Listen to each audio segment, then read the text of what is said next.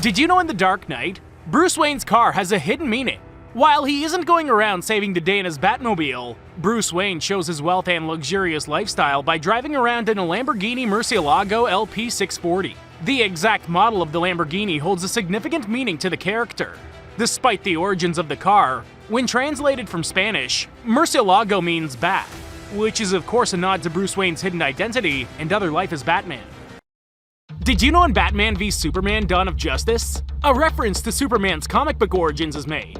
Clark Kent made it his mission in the movie to investigate and report on the vigilante Batman, but much to the dismay of his boss, Perry White. White wants the newspaper filled with sporting reports and wants Clark to give up on his idealistic ideas of the press doing the right thing and investigating such matters as it's not 1938. This happens to be the same year that Superman made his debut in the comic book Action Comics #1. Did you know in Suicide Squad, a message in Latin reveals a hidden meaning? While the squad are traveling through the city for their mission, Harley Quinn makes a stop to smash a shop glass window to steal a bag that she wants. One of the jackets in the shop window has the Latin phrase "Si vis pacem parabella" on it, and when translated it reads, "If you want peace, prepare for war." This quote is very fitting for the plot of this movie, as Amanda Waller created a group of bad guys to take out their exact kind of threats.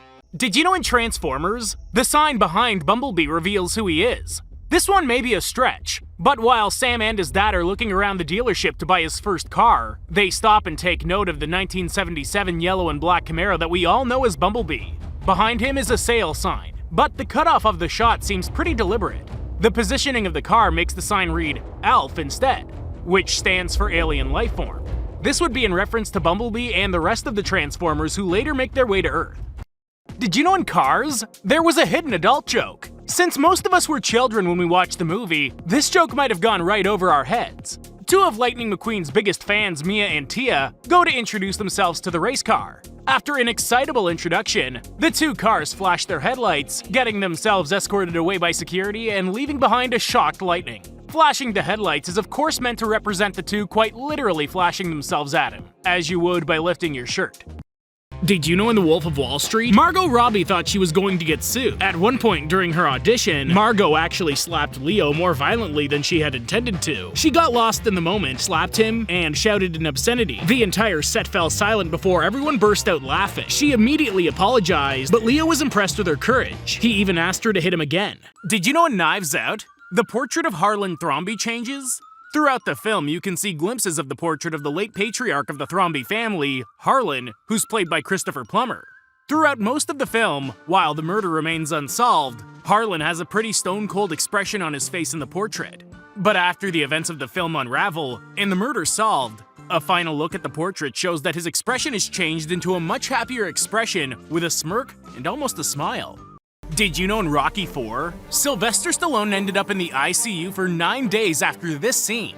To make their big fight look more realistic, Stallone said he wanted some hits to actually connect with him, but one of those hits from Dolph Lundgren caused more damage than he expected. He hit Stallone so hard that his heart hit his rib cage, causing the heart to swell due to bruising of the pericardial sac. It was so bad that Stallone was hospitalized in the intensive care unit for 9 days, eventually going back to continue filming.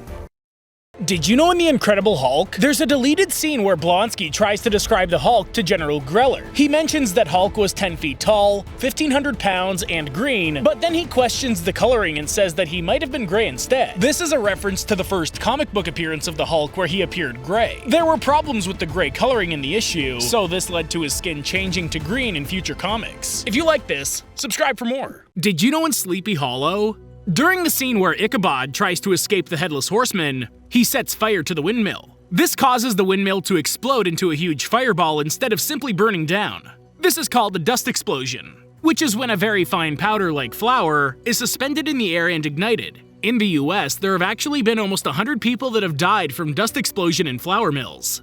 Did you know in Watchmen, during the scene where Dr. Manhattan transports a generator to the lab, a big sign is seen that reads Subquantum Unified Intrinsic Field Device. The first letters of each word spell out squid, and the first generator even emits tentacle-like energy rays. This actually refers to the original ending to the comic series, which is completely centered on Vight's creation of a cloned squid-like character that attacks New York City. In the series, the creature's blamed on aliens instead of Dr. Manhattan. Did you know in Batman Returns, the final shot in the movie ended up being quite an expensive shot? In the scene, Catwoman's seen looking to the bat signal. But this entire scene was added in as an afterthought only weeks before the movie premiered. The entire shot had to be done over a single weekend, and it was less than a day after they thought it out. They ended up having to use a double for Michelle Pfeiffer, and the shot cost a total of $250,000. Did you know in Anchorman, the name of the Mexican restaurant has a hidden meaning?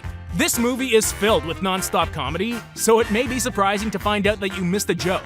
Prior to Burgundy's firing, we see him and Veronica Corningstone having dinner at a Mexican restaurant, where Ron performs his legendary jazz flute solo. The joke, however, is in the name of the restaurant, Escupimos en su alimento. In Spanish, this roughly translates to, we spit in your food. Did you know in Parks and Recreation, one of the trick-or-treaters is dressed up as another Chris Pratt character? During the final episode of the show, a flash forward into Andy and April's lives show that the two have a group of kids turn up at their door trick-or-treating. One of the kids is dressed up as Star-Lord, which is a nod to Chris Pratt, who during the running of the show was cast as Peter Quill, aka Star-Lord, in the Marvel film Guardians of the Galaxy. Did you know in Parks and Recreation, one of the show's best jokes was completely improvised by this actor?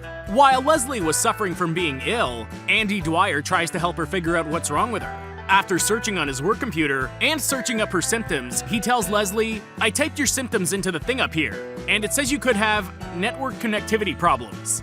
This line was a complete improvisation by Chris Pratt, and the writers and producers found it so funny that they left it in the final cut. Did you know in Community, a Beetlejuice cameo was made? You would have had to have watched more than one episode to get this drawn-out reference, as this one spanned over 3 seasons. In the movie Beetlejuice, it's known that you have to say his name 3 times for him to appear, and in Community, they did just that. His name was said on 2 separate occasions in Season 1 and 2, before being said the final time in Season 3. In the Halloween episode of Season 3, Annie finally says his name, and a man wearing a Beetlejuice costume can be seen walking behind her.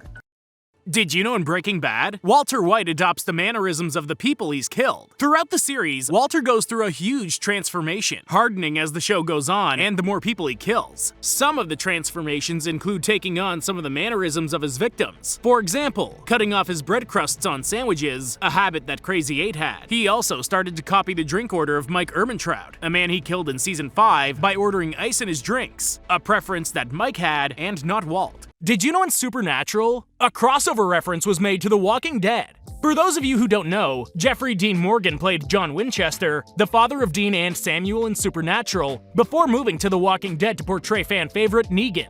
In an episode of Supernatural, Dean can be seen holding a baseball bat wrapped in barbed wire, which is an exact replica of Negan's famous bat Lucille. The reference to Morgan's role in both shows was only highlighted more when Dean said, "Man, Dad loved this thing." Did you know in Enola Holmes, there are 2 separate times that Enola offers some laboring boys £5 for their clothes? Back in 1880, £5 would have been the same as $455 in 2020. A common laborer at the time only earned about 3 shillings and 9 pence per week. So, technically, Enola's actually offering these boys what would be the equivalent of half a year's salary for their common clothes. Did you know in Hawkeye, the lot number of the Avengers compound reference is a Marvel villain? In Episode 1, we find out that the Tracksuit Mafia are trying to steal a watch from the Avengers compound that belongs to Hawkeye's wife, Laura Barton. The lot number of the watch is 268, which is a reference to the comic book Avengers number 268, released in 1963, and is centered around the first time that the Avengers fight Kang. As we know thanks to the Loki series and the trailer for Ant-Man and the Wasp: Quantumania, Kang is set to be a big part of the next phase of the MCU.